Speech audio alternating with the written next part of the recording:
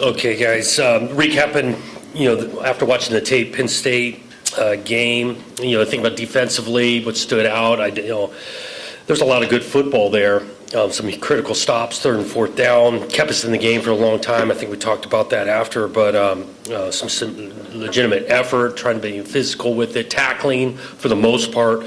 We did have the bust kind of in coverage for the long touchdown, but the defensive effort for most of the night kept us around that one. Offensively, I thought, unless you play tough, standing in there, we got to continue to find ways to keep him upright, and that's 11-man. I've said it before, but some of the timing on things could have been better to keep him upright, but we got to protect him better too. In that, I did think Elijah had some good runs in there.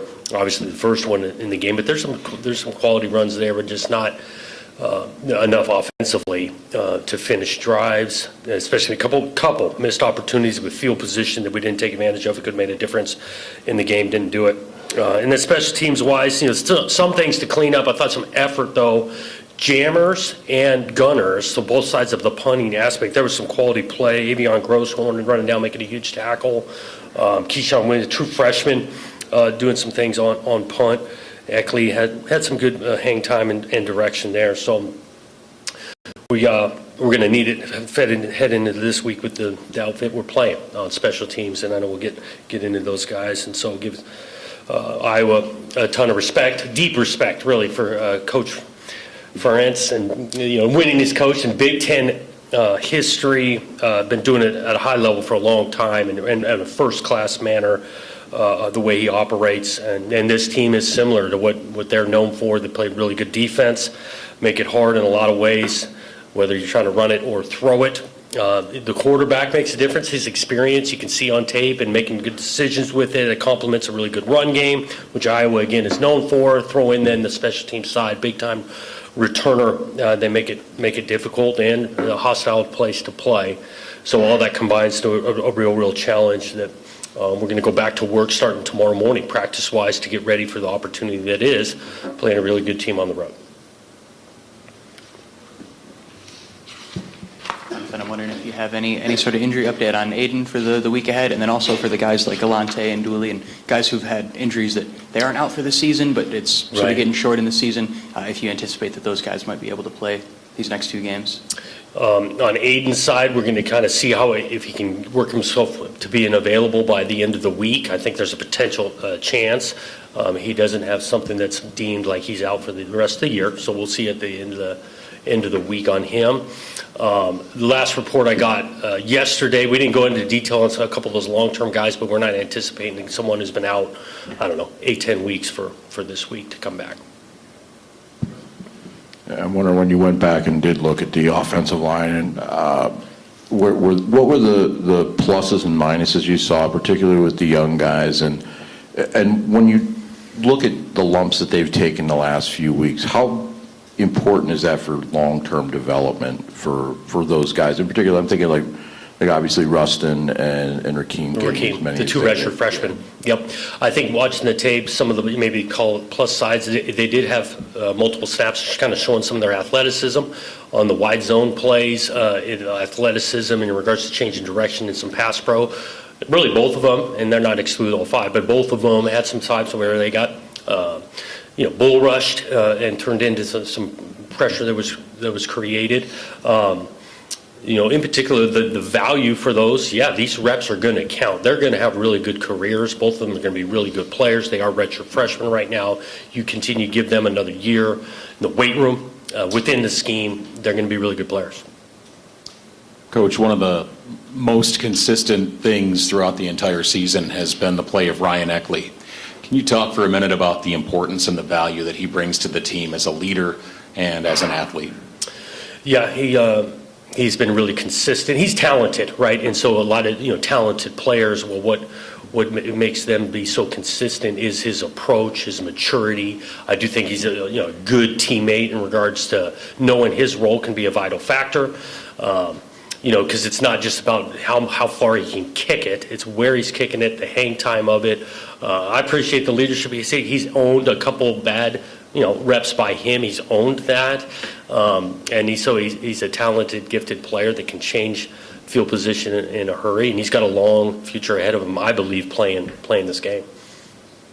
Speaking of bull rush, your quarterback Alessio got beat up pretty bad the other day. Did he practice today? I mean, he got battled around pretty good. He did, in regards to getting batted around. We don't practice on Mondays. We didn't practice yesterday, so we'll kind of see. But he is definitely mid-season healthy after a couple starts. So he's okay. We are optimistic that he'll be good to go this weekend. Mm-hmm. He's a tough kid. I meant, even late in that game gets out of hand, right? And so we got a final drive. It turns into 3rd and 18, right? I think it's our second to last snap. That kid is still standing in that pocket, keeping his eyes down the field, buying another half second to deliver a 15-yard dig route when the game is at. I thought he showed a lot of the competitive character in that particular rep. You're still standing, too. You remain remarkably upbeat through some real strife here this season. How have you done that, and is that a message to your team at all? In ways, I do think as coaches we want to model a way. And so what we ask of our players, can we model the same in regards to going back to work, understanding that, we've come up short. Well, what do? You start to point the finger, that kind of thing. You own what you control. We do this thing together, and all of those things to try to model in regards to being, the leader of a group of guys that they've been working really hard. We've come up short, and that's, tough to go through. But a lot of times the best things in life come after hard, and I'm still optimistic on that end. So you see light at the end of this tunnel. You're optimistic still, right? Yeah, I am, man. And as hard as that is, just some of that optimism comes from the day-to-day of watching these guys work, watching this staff continue to try to find answers, and also understanding this is a high level of competition we've been playing with or playing against, and so that's compounded to us coming up short multiple times in a row now. But I feel like even in a couple of those games, a few plays could change the game. We're not that far away from getting ourselves 2, 3, 4 wins. I'm not here to say 7, but 2, 3, 4. I don't think we're that far away.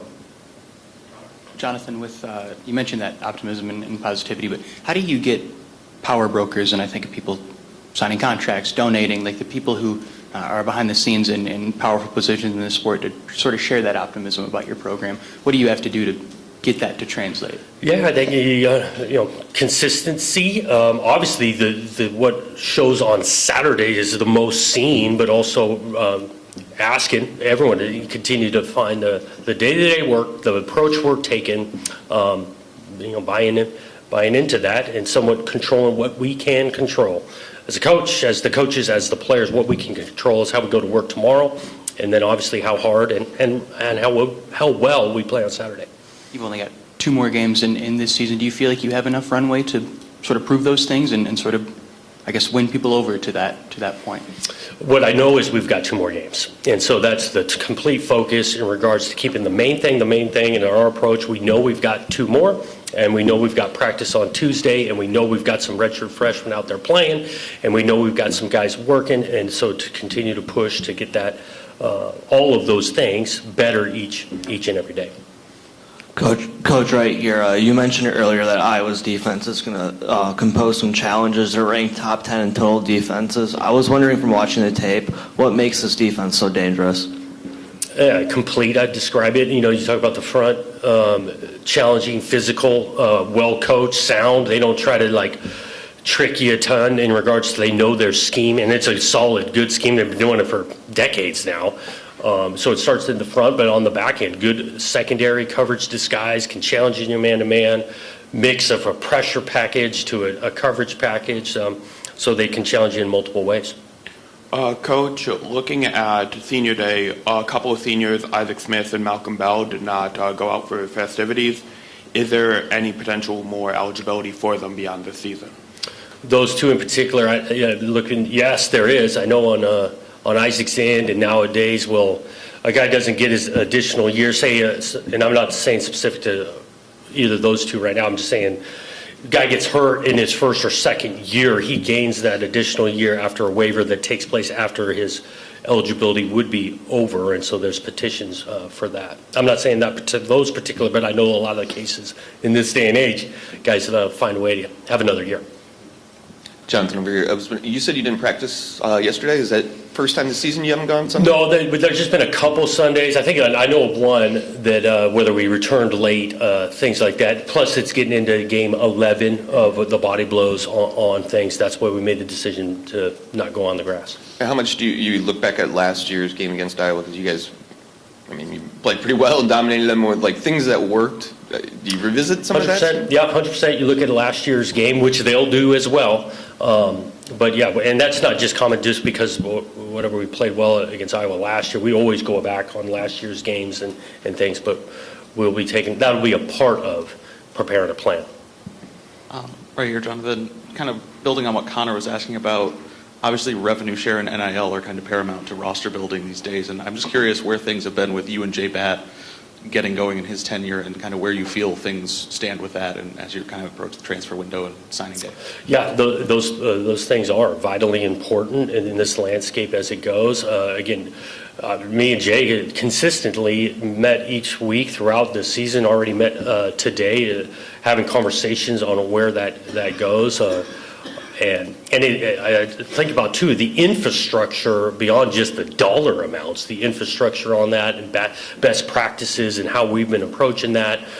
So I feel we're aligned on that. Is that the infrastructure, is that something you feel Jay is really taking on? I think that's something he kind of talked about in his intro. Yeah, he has some thoughts and visions for that. Those will be specific to him on how they get those executed, but he has some thoughts and vision for that. You mentioned about their quarterback. Obviously, Gronowski has won a national title, and I'm wondering how much does he make their offense different than a year ago when you faced them?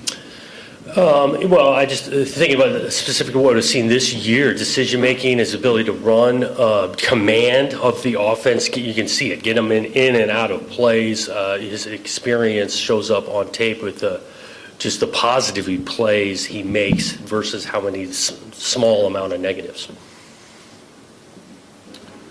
Jonathan, you came in here with a plan, obviously one that had worked before. Maybe it took a little longer than you wanted in Corvallis, but are you surprised at the pace of the build here, and what's been the biggest problem to getting it at the rate you want it done? Right. I don't know about surprise. Knowing things are going to be challenging. I go back to, again, the league, the formation of the 18 teams, how competitive this thing is. And so, we've come up short this year in ways, and some of that, it's not easy, but, we can do hard things. I am still confident in an approach of development in the player, finding ways to help them continue to grow, but not so stubborn that when you got to adjust, and we got to continue to look at ways to adjust to get this thing in a better place. Is it unreasonable to think that Michigan State could go from where it was to where you want it to be in 2 years? Yeah, I don't know about unreasonable. I know on our end, we're not happy sitting here without a win in conference play. So whether it's unreasonable or not, there's genuine frustration with the not having a win yet, and we're continuing to, stay in the fight to get one. Jonathan, I'm wondering, as we get late in the season here, what have you thought and observed just about sort of the value that Matt Galvin's brought to the offense? I'm guessing he's played the most snaps on that side without seeing it. Just what has he brought for? Yeah, he's been vitally important. I think he's played really at a high level. I think he's gotten some credit in regards to people paying attention to the play he's had, organization at the front. Guys, just in case type thing. I do think his football career, he has a chance to play this thing for a long time. I think that's probably in his mind as well. You had mentioned both the quarterbacks being banged up with Aiden and Alessio. I'm wondering, first of all, is that a situation, if they are both able to go, that you could minimize some of the damage to both of them by playing both? And secondly, if neither can go, I would assume Leo, and then... Yeah, Leo would be next in line, and he's been getting reps, especially over the last couple of weeks. He'll get reps this week. True freshman, but I think he's got a bright future. If both Alessio and Aiden are available, it's not outside the realm of possibility you'd see them both. And one quick thing, Drew Nichols, it seems like, has gotten a lot of praise from you guys as staff. I think 3 times he's been your scout team. I'm the player of the week, but for a guy like that who shows promise in practice and is on the younger side, especially on offensive line, where you mentioned the weight room earlier with your 2 redshirt freshmen, is there a chance he might be able to play at some point this season, or is that sort of a you wait and see, and he's got some more marinating to do? For these particularly last 2 games, he hasn't come up of like we need to get this guy in the game. I do think he's going to be a really good college football player, and in fairness to him, to where he's at as a true freshman at the offensive line, want to make sure we put him in the best position possible when he's physically and everything's ready to go, which is going to be sooner rather than later with him in particular. Thanks, guys.